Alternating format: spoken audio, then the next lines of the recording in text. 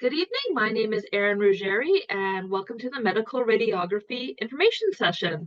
Our session tonight will be presented by Denise Polzer, our program head for medical radiography. But before we get started, I'm just going to go over a few things.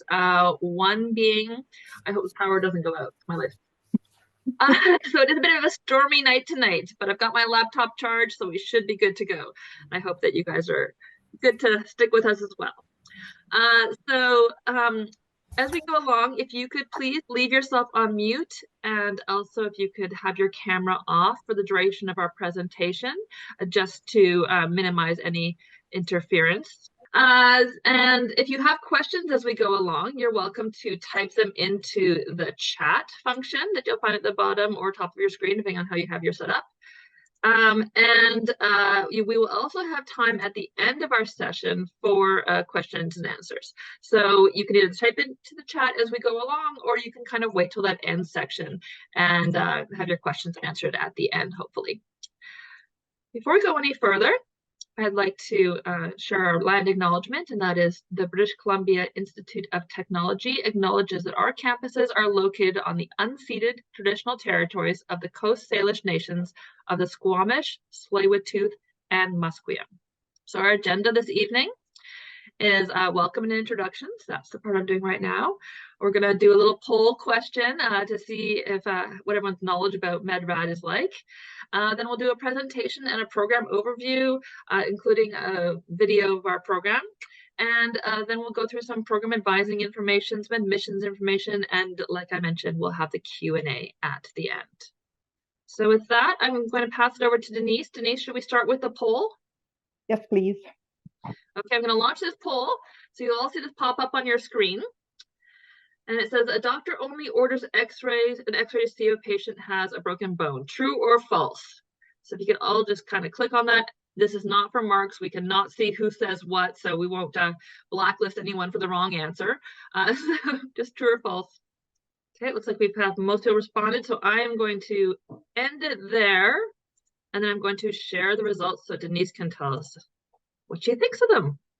So most of you answered correctly. It is a false statement. We do actually do more than just take x-rays for broken bones. And I'll explain a little bit more of that when I talk about the program and all the different areas that we will be providing you if you get into the program. Also, before we go much further, I did forget to mention, you all saw probably a pop-up little box on your screen when you first came in saying this session is being recorded.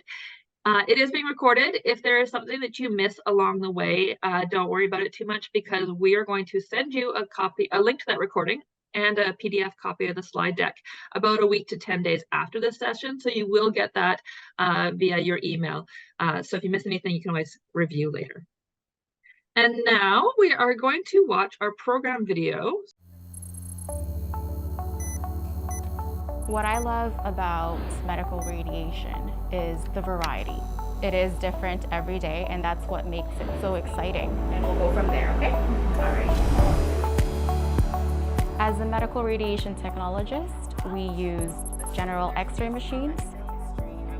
We use a fluoroscopy unit, CT, and mammography. The most rewarding thing about this job is when patients tell you how much they appreciate what you've done. That's why I love my job. Okay, so if we're going to do in the medical radiography program at BCIT is a 2-year diploma program. You do a term of academics where we teach you the theory of the positioning and the anatomy, we teach you the physics and the equipment, and then the next term you go out to clinical and practice everything that we've taught you. The students practice on equipment at BCIT that they will be able to find at most clinical sites. And the integration of VR is completely unique to BCIT. It helps the students learn the orientation of the anatomy and how it relates to the type of positions that we try and put our patients into. Once our students graduate from our program, they are fully prepared to write the National Certification Exam, the CAMRT, which allows them to work across Canada. The reason I love this profession is because of the changing technology and the time that I am able to spend with patients one-on-one, communicating with them and getting to know them. This is a really rewarding profession.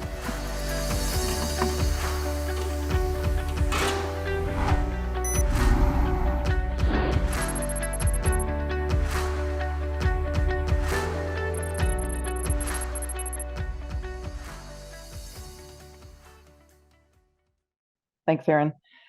So for those of you that are just joining us and weren't here at the very beginning, so my name is Denise Pelzer. I'm the program head for the medical radiography program. I'm really thrilled that you guys were able to join us tonight and just learn a little bit more about the program and the profession itself. So a medical radiologic technologist, or as if I have to refer to that, I'm just going to say MRT because it's a little bit easier.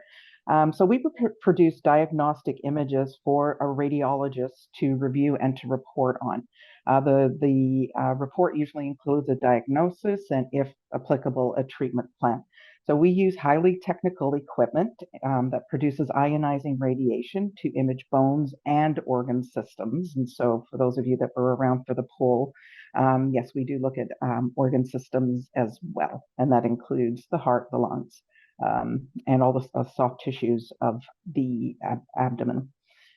So over the past 10 to 15 years, the technology has improved so drastically that we are able to produce higher quality images while minimizing the radiation dose to the patients. A technologist must not only have a good knowledge of the technical skills, but also have empathy and those soft people skills that everybody talks about, right? So strong communication skills, which allow us to work closely with the patients and their care providers to ensure their safety and comfort during a procedure.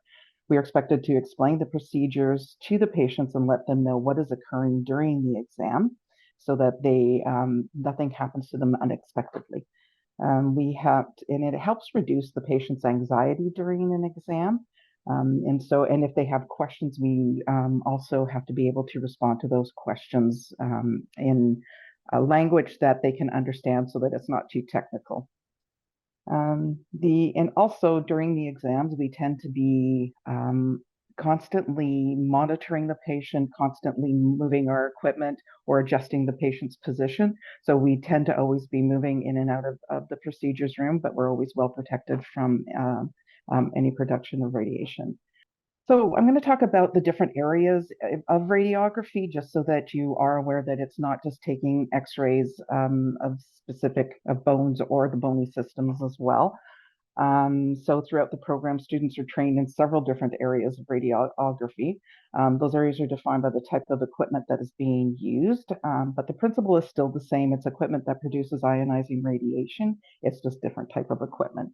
So general radiography, which is the most common and an area where our students spend the most time when they go out to clinical, is a production of a two-dimensional image. So it allows us to see bones, and it allows us to see some soft tissue or the tissue in relationship to the bone. We also have ways of enhancing like the intestines or the stomach in order to make them show up on the x-ray. The images themselves are static, so it just represents a moment in time. And currently all the images are electronic, so we don't do any like handheld film or anymore that you might see on TV. We don't do that anymore. Everything is done through computer, and we have two different variations. So there's computed radiography, which is a little bit older, and that involves actually having an imaging plate itself where we would expose whatever body part we were looking at, say a hand or a wrist, and then that plate has to be run through what's called the CR reader. So it would take the plate, run it through the system, and actually bring up an image on a computer monitor. The other one is digital radiography, so DR. And in that case, the imaging detector, as soon as it's exposed, within seconds, will bring an image up on the computer screen. So everything is done through a computer. One is a little bit faster than the other, and any student going out to clinical at this time would see both systems being used. The next is computed radiography. And in that case, it still is an x-ray tube and a detector, but there's multiple and they're smaller, and they're all housed inside what looks like a donut with a table running through it. And you can tell I'm Italian because I keep using my hand. Sorry. Um, what happens is that the housing allows the X-ray tubes and the detectors to spin around the patient as the patient moves through the donut on the X-ray table. This produces spiralizing slices that the radiologist can then look at and actually just sees the slices as the machine has moved through. This information or data from the computer can actually be then used to produce three-dimensional images, and I do have an example of one of those, so I will show you that shortly.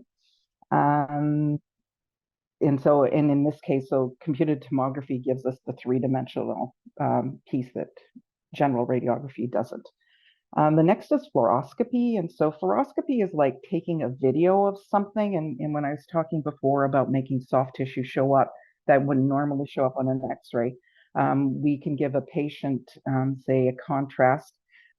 Some of you, maybe from your parents, would have heard of something called a barium swallow, or being given some white chalky liquid to drink. And so a radiologist can give the patient this contrast and actually watch them swallow and actually watch it go into their stomach and the upper part of the small intestine.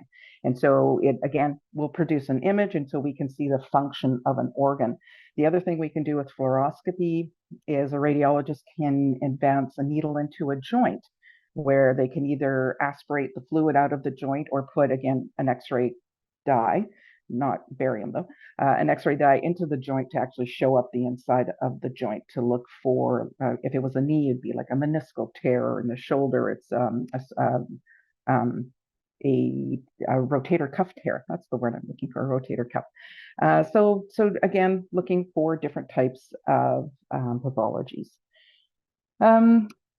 The next one I'm going to talk about is interventional procedures. So interventional procedures takes the combination of either CT or fluoroscopy and uses more advanced techniques. So it's a subspecialty of radiology.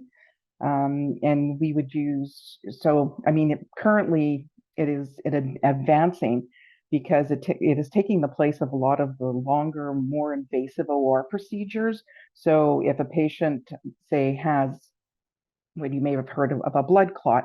So what they can do using interventional radiography is place something like called a vena cava filter into one of the major blood vessels of the body to actually catch the clots before they get anywhere where they can actually cause some damage. So we can do that with interventional radiography.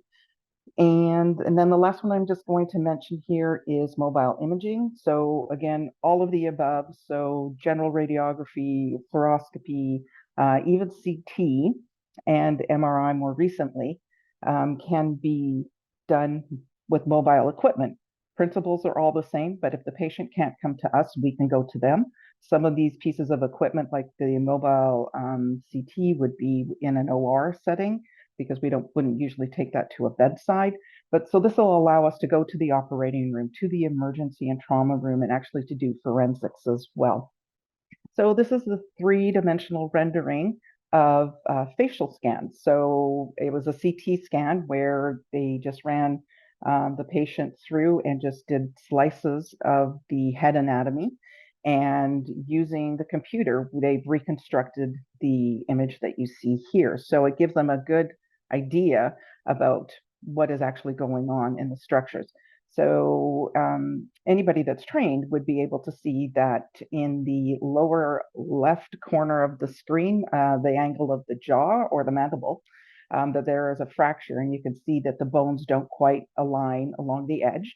What the three-dimensional rendering allows us to see as well is that there's possibly another fracture right in the middle of the mandible, just between the lower two front teeth. So a plastic surgeon could take a look at this image and actually plan any reconstructive surgery that they might have to do, and was usually involve little plates and screws to realign and then to secure the fracture site. So that's the three-dimensional rendering. So hands-on learning. So as most programs at BCIT, we're all about hands-on learning.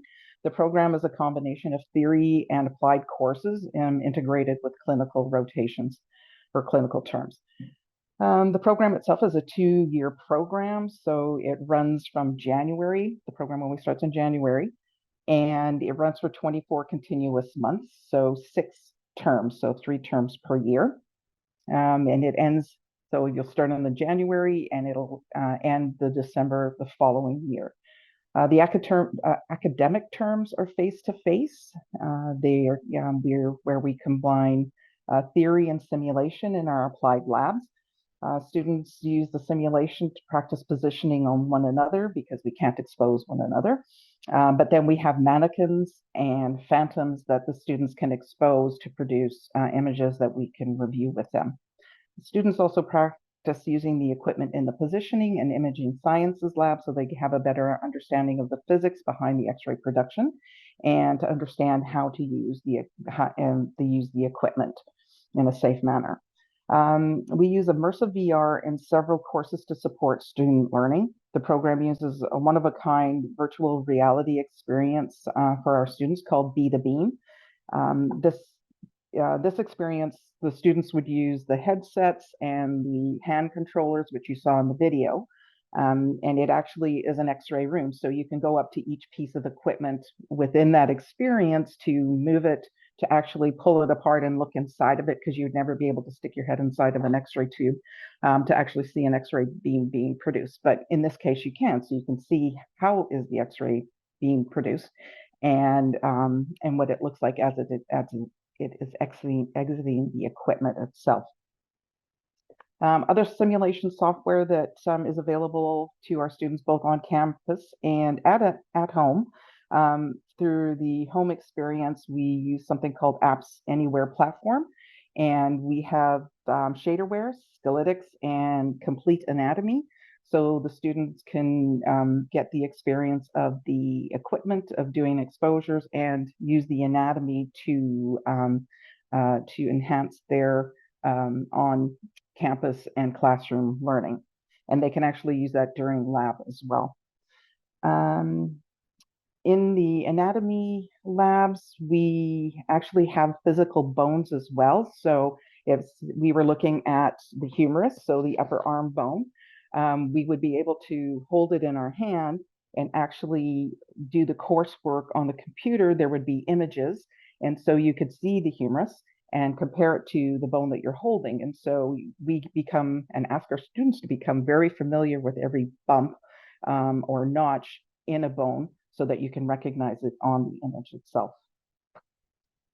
During the first year, the 2 face-to-face academic terms are separated by a short summer clinical term. And we'll talk a little bit more about the clinical experience shortly. She's way faster. So clinical practicum. So a little bit more than 50% of the program is clinical, which is great. And so we use, so each of our clinical sites has a clinical instructor, and we use sites within the Lower Mainland and in the interior in the Kootenays. The clinical instructors are certified technologists, and they're employees of that site. So they know the equipment really well. They know the site protocols really well. So there's no guessing at what is required there or not, because they're from there and they know their stuff. So, but what they do for the student is they manage their experience by creating schedules, working with them during cases, providing feedback, both written and verbal, and discussing performance evaluations to support their learning. Students also work with the certified technologist when they're not with the clinical instructor. A CI is familiar with this, I already said that, but they're familiar with the site's equipment and protocol, but they work in conjunction with our program's clinical coordinators. So we have 2 of them. And so the clinical coordinator will go out and do term visits with the students out in clinical, spend the day with them, and work with the CI even when they don't go do the sites. If the student needs some extra supports or resources, that's what they're there for. So we're just ensuring that the students are meeting the requirements for the term and they're on task to finish that term. As mentioned previously, each clinical term includes protected academic time, and I don't even think I mentioned that earlier, but it does. So even though The first term itself is 2 face-to-face on-campus academic terms, and it's split by a summer clinical term. The second term of the program is all clinical. But while you're out in clinical, you're doing online courses. So when you look at our credits, there's a little bit more academic credits than clinical credits, but it is almost 50%. So the clinical courses that you take while you're out, or the online courses that you take while you're out in clinical, are usually courses that are very relative or relevant for the clinical experience. So there's a pathology course. So as you're experiencing and seeing the pathologies, you're actually learning more about the pathologies themselves online. When we talk about the clinical sites themselves, we have 18 and up to 18 clinical sites, not including some extra sites that we use for our CT rotation, and I'll explain a little bit more about that. The sites are spread out through the lower mainland and in the interior and the Kootenay regions. The number of seats available at each site are fixed, so we can't, sites can't take more than their allotted seat numbers, just so that students are aware of that. Each student will experience 3 different clinical sites. And again, there might even be an extra site depending on where your CT rotation is. And I'm sure that if you're watching the news, you're hearing more and more about CT scans and MRI scanners going into all hospitals all across the provinces. So, we have to work with our clinical partners to ensure that the sites that we're sending you to for clinical rotations are able to provide you with the requirements that you need. What else can I say about clinical? So the other thing about clinical is that we do our site selection because there's 80 students in the program. We do it through a computer program. The placements are done within the first 2 weeks of the program. Students are allowed to input choices into the program, and then the program does its magic and will place students accordingly. All sites, once the clinical placements are posted, they are final and there's no switching or swapping. So fun facts about the program, or I'm going to say more interesting facts than fun, and I am going to do these out of order. So the first one that I'm going to talk about is the hospitals and private clinics. So our graduates are able to work at both a hospital and in a private clinic setting, depending on your preference. When you graduate from the program, you can work at any site. Each site or each environment is a little bit different. So a hospital will have a different environment than a private clinic will. And I'll talk about that in my next point a little bit more. And also in the case of screening mammography, we do, again, teach mammography a little bit. There's more certification for that afterwards, but there's also mobile screening units that will go to areas that don't normally have the service. So there's mobile units there. The profession itself is 24/7. So in the larger urban centers, if they have a 24/7 emergency department, then that usually means that there is an X-ray technologist on site at that time. Some of the smaller rural centers may not have that same situation, so their emergency may close early and close during night. But that usually means that there is an X-ray tech on call, but otherwise there's always somebody on site. We do both diagnostic and interventional. When I already talked about that when we were talking about the types of radiography that we do. So even once a patient is diagnosed with our job's not done, then we can usually be involved in the procedures in the interventional environment as well. We also work very closely with our patients. So again, communication skills are really important, and that, the procedures could be as short as 10 minutes where you're doing a wrist X-ray to much longer procedures, especially the interventional procedures or the CT procedures themselves. And then leading to our last fact is that, as I mentioned before, We do have mobile equipment and we do go everywhere. So we can go to the operating room, we go to the trauma, so the emergency departments, and again, larger centers might have a trauma room where we would take our mobile equipment to.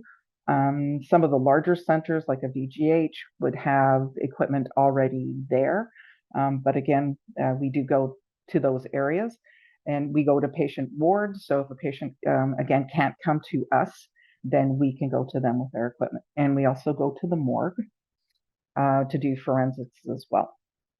So where do or can our graduates go? So depending on your interests or where you want to be, so like within an imaging department, as you build experience and competence once you graduated, you could become a shift supervisor, which means that you're managing the technologists on a specific shift. So whether it's an evening shift or day shift, you're usually managing workflow, patient workflow as well.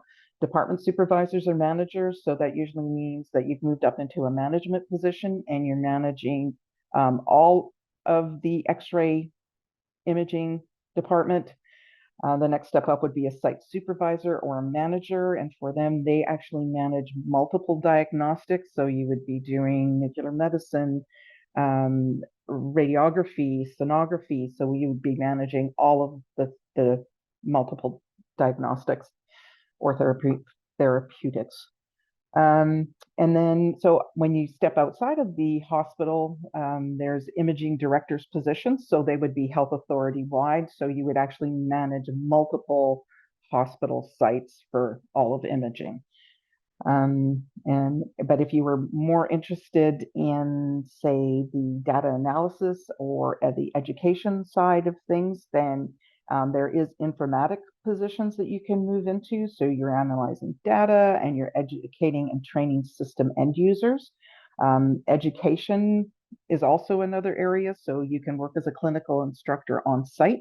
And so you're actually working with the students, helping them apply the theory that they've learned at the post-secondary at BCIT, or you can then become an instructor at BCIT. So you can come and work with us and teach a theory course and practice in the lab with the students.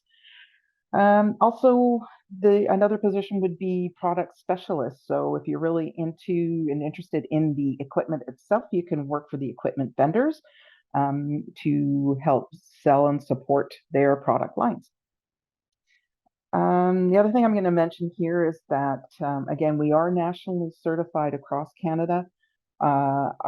Once you pass your certification exam, then you can, if you are interested, you can write the American exam. So we do have reciprocity with them. So you would be writing the ARRT. And yeah, I think that's about it for that slide. Thank you. Okay, so we are going to talk a little bit now about the admissions process. So for our program, again, as I mentioned before, we have a January start. The current intake for 2024 will be closing next week, and then it will reopen January 2nd for the 2025 intake. And as mentioned here, it is a continuous 24-month program, and it is full-time. So we're just going to talk a little bit about the application steps. So all applications are done online. And basically what you would be doing is going through the process. You would review the requirements and the application deadlines to ensure that you're not missing out or missing an application deadline. You'd have to have all of your documents that are required, like your transcripts, etc., converted into PDF so that you can upload them into the application. There is a mandatory questionnaire, so you would have to complete that as well. And again, that would all be uploaded online. For more information regarding the steps, please go to the apply online at bcit.ca. So as I mentioned before, you would be looking at, this is almost like a duplicate slide, Erin, but I'll say it again. So you should review. This one's similar, yes. Yeah. So again, yes, it is. Yeah, okay. So again, review the requirements, and if you have any questions about the requirements, please contact program advising. If you're not sure if a course that you've taken, whether if you took some education out of province or at a post-secondary, please contact them and they will let you know if the courses are equivalent or if you have to do some upgrading. Again, complete the mandatory questionnaire so that we can learn a little bit more about you. A letter of reference is always helpful, and any additional required forms, and those would be all available on our website. Everything has to be converted to PDF, and then we would go to apply online. So we're going to talk about the requirements. So Category 1 English studies, in all of these you should have 73% or higher. Pre-Cal 12. Anatomy and Physiology 12, Physics 12. We no longer are doing Casper testing, so that should not be there. And the mandatory applicant questionnaire. So those are the requirements for the program. And again, if you need to find out if whatever you've taken is equivalent or not, please, again, contact program advising. So the actual admissions process. So admissions assesses the online application within 2 to 4 weeks. So once you've applied, they have a period where they have to go through everything that you have uploaded to ensure that you've met all the requirements. Once they've ensured that your application is complete, they then let us know, and then we go in and take a look at it. We will shortlist the applicants and then select applicants from the list prior to the application deadline or after the application deadline. And then once you're accepted into the program, you will receive an admission acceptance letter. And we also follow up with a program-specific welcome letter as well.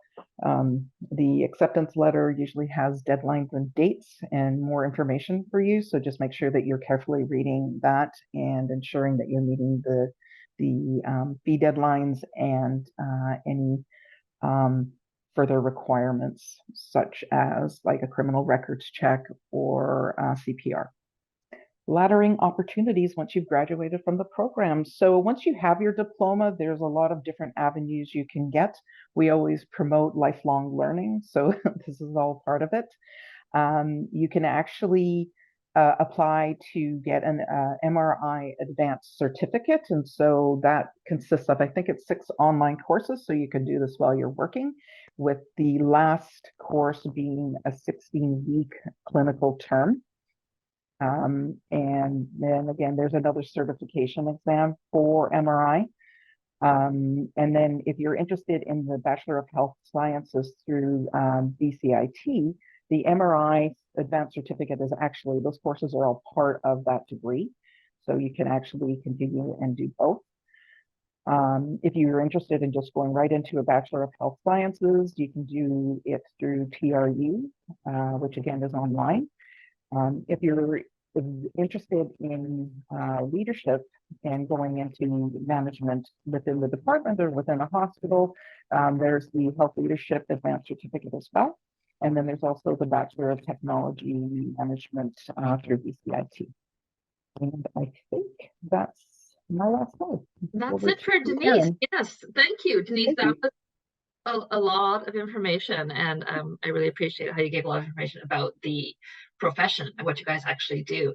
So I see a lot of questions coming into the chat, but before I kind of start reading some of those out loud, I wanted to talk a bit about how BCIT wants to support your success once you are a student with us.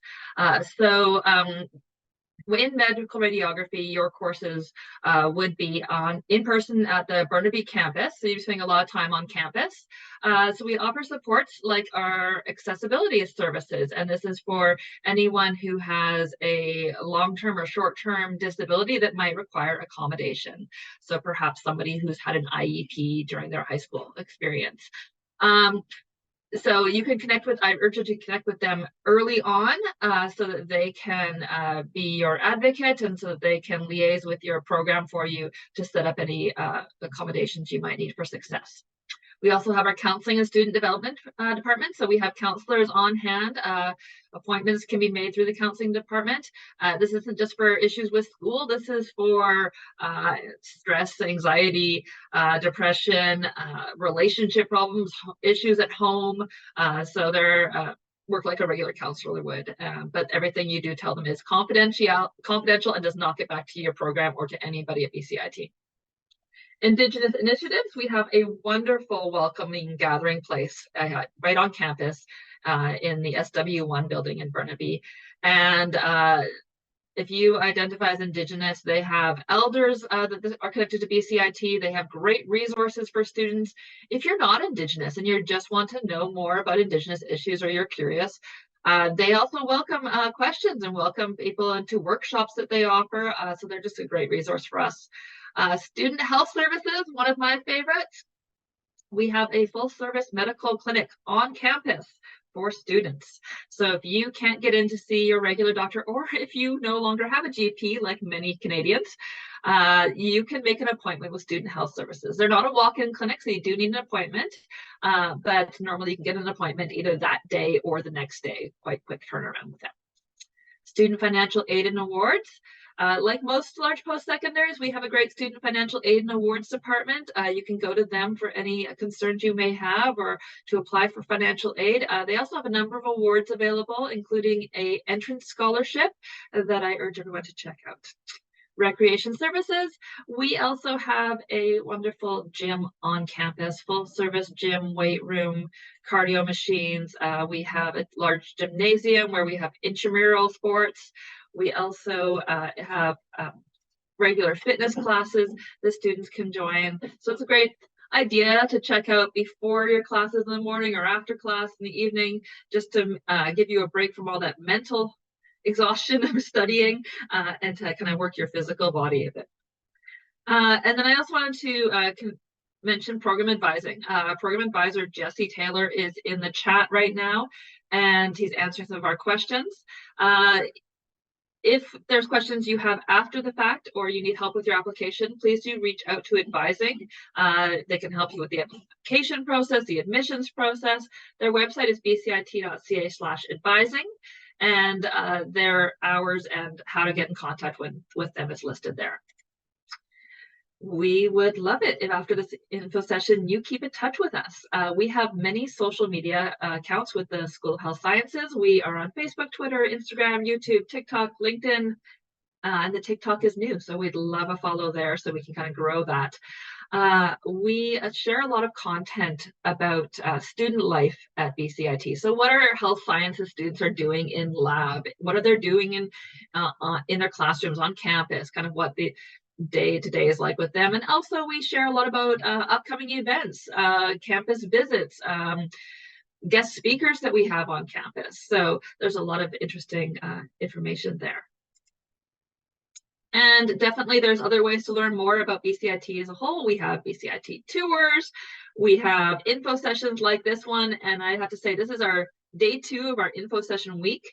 So if there's other programs you're curious about, I do encourage you to sign up for other info sessions, either tomorrow or Thursday. Lots of information available right now. Okay, so I see the chat has been very busy, and I know Bavina and Jesse have been on there answering a bunch of questions, but I know some of these questions are actually better for Denise. So Denise, is there ever a time as a medical radiographer that you would have to start an IV? Yeah, that is part of our, that is part of our competency profile. And the competency profile is a document that is put out by a professional body. So that actually gives, I guess, guidelines for what an entry level technologist should do. So we do teach you about starting IVs and inserting an IV into somebody's arm, and we don't go beyond the arm. But it's a really cool experience. We actually have a simulated arm, and it looks like an arm that you practice on, and you get proficient at that. And then we actually have you do some live starts on a couple of your class members. And then at the end of that, you actually get a certificate stating that you are certified or have a certification for starting IV. It's still something that has to be signed off in the hospital once you're actually a technologist, but we do it as part of the program, and we do use all the same literature and academic theory that the technologists have in clinical. So we keep right up on top of that. Great, thank you. Another question for Denise. Are there breaks between terms? Like, is there a spring break, winter break, summer break? How does that? There are short breaks in between terms. Usually maximum is the winter break where you'll have just over 2 weeks off, but usually it works out to be about 1 week off in between each term. BCIT has a spring break during the winter term just because the winter term is so long, and that usually happens mid-March. But again, other than that, like I said, our students are continuously either with us on campus or out in clinical. Denise, do you recommend applicants get volunteer experience prior to applying? I think it's good. It helps bolster your application, especially to show the interest in the type of clientele that you will be encountering during, your career. It is part of our provisional acceptance for the program. So once you are conditionally accepted, you are required to do 30 hours of volunteer, and it has to be interactive volunteering. So we usually recommend senior centers or senior homes, or working with vulnerable individuals, just to have that experience of having to work with somebody that may not be able to follow your instructions or may need extra support, just so that sights, smells, sounds of what you will be experiencing in clinical and once you graduate from the program. Okay, great. Another one, once you graduate from this program and pass the CAMRT certification exams, are there opportunities to work overseas or travel while working, like travel nurses do? We don't have that as part of our opportunities postgraduate. I'm just trying to think of where there might be the opportunity. As I said, we have reciprocity with the United States. I have received several requests recently for technologists that graduated several years ago and have gone on to get degrees or advanced certification in MRI or CT certification, that are now looking at going to the UK and or New Zealand. And so, combined with the diploma, anything that they've done academically after graduation, and now their length of time of clinical experience, they're actually applying to be certified in those other countries. So there is a possibility, but currently we have reciprocity with the US. And I'm just confirming, Denise, that we no longer require Casper for medical radiography. That is somebody correct. Somebody was checking that. That's I know that's the previous requirement, and that's something we're no longer requiring. Exactly. Their testing dates did not align with our application window. So, Kayla Martin, how much homework is to be expected in this class? So it is a very intensive program, just as most programs are at BCIT. So there is quite a bit of homework, and it depends on your study skills and organization as to how long or how much. A lot of the courses, even though, okay, I'm going to say the number, there's like 9 courses that you take in your first term, but so many of them are interconnected. So you take anatomy, but like say while we're teaching you anatomy of the shoulder, you're also taking the course where we talk about positioning the shoulder. And then you're also taking the course for the positioning lab, so that's 3 courses. And we actually position the shoulder in lab, and we look at the image analysis course where we're actually looking at the images of. So right there's 4 courses, but they're all interrelated. So if you study SMART, then you kind of study everything in order so that one piece just fits into the next piece, into the next piece. BCIT has a lot of resources when it comes to peer tutoring and peer support. So organizing yourself to study appropriately, how to write exams, And so a lot of that is study skills and just, learning the tips and tricks about organizing yourself. So we do give that information to all of our students when they start with us on day one. Um, and we ask them to form peer study groups. And so even though there is a lot of homework, there's a lot of ways of supporting yourself and other students to make it more, I'm going to say, manageable. I did graduate from the program, just so that everybody knows. It was a very long time ago, but the volume of content hasn't really changed much. Back to the volunteering issue. Do you need to have all your volunteer hours in one place, or can you make it up in two places? However you wish to do it. And does work experience that would be similar, does it have to be volunteer or can it be work? It can be both. Okay. We tend to look at each case individually, but some of our applicants have actually worked in, say, a senior center or a retirement home, and so they have the exact experience that we're looking for. So we wouldn't penalize them and asking them to do volunteer hours because they've actually doing what the experience is for. Okay, I'm going to answer Matthew's question. Is there any housing tied to BCIT like dorms? BCIT does have housing. We unfortunately are limited in the housing we have at the moment, but we are in the process of constructing a brand new housing tower, and it's gorgeous and going to be nice and new. And I can't remember the date that opens, but do check out that online BCIT housing. They have the resources there. Pega, you were asking if you're a former student, academic advising. I would go talk to program advising about that. And I'm going to pull up program advising's information again here. There's their email address. If you have any other questions that we don't manage to answer today, medical_radiography at BCIT will be great for questions about the programs. There's a lot of questions in the chat here, so I know we're not going to be able to fully answer everyone's question to their complete satisfaction. So medical_radiography at BCIT for questions about the program, and program advising for questions about admissions, applications, questions about your transcripts, questions about, can I apply with this? Does this course match up? That would be program advising. I'm just scrolling through here and seeing. Oh, Jesse answered that. Thank you. And just one last question: midterm grades versus final. Can we apply with midterm grades for this program? Sorry, can you say that again? I was just trying to read something else. I know it's hard. Can you apply with midterm grades? Yes, you can. Yes, you can. But that means you need to have midterm grades before you apply. You can't apply just saying you're going to take the course. We need to see at least midterm grade. Yes. I mean, and we do have applicants that put an application in, and that's just one of the pieces that they're missing.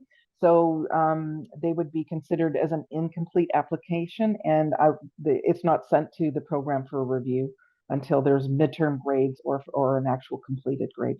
Okay, and Jean is asking about the course size. Yes, we have a cohort. We take in 80 students per intake. But generally speaking, you're not with 80 students in your classes. We do break those 80 into smaller sets. So it is a much smaller student to instructor ratio. So in the positioning lab, we have 6 X-ray rooms, and we are going to be using more VR there as well.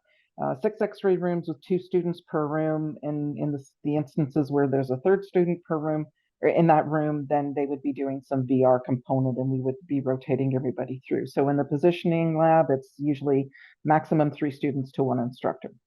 But there's usually no distractions because it's all in one room. Okay, I'm going to have to say that we have answered all the questions we can for this evening because we're out of time. I really want to thank so many of you for coming on tonight. This is great to see your interest in medical radiography. It's a great career. One of my best friends went through the program 20 years ago, and she's never regretted it for a second. She loves her job and she loves what she does, and I know it's I mean, so many of our former students go out into the work field and then they come back and end up teaching at BCIT. Like, it's a great community of people. So I really appreciate your interest, and I hope to hear more from you guys in the future. Maybe see you on campus next year. Thank Thanks, you. everybody.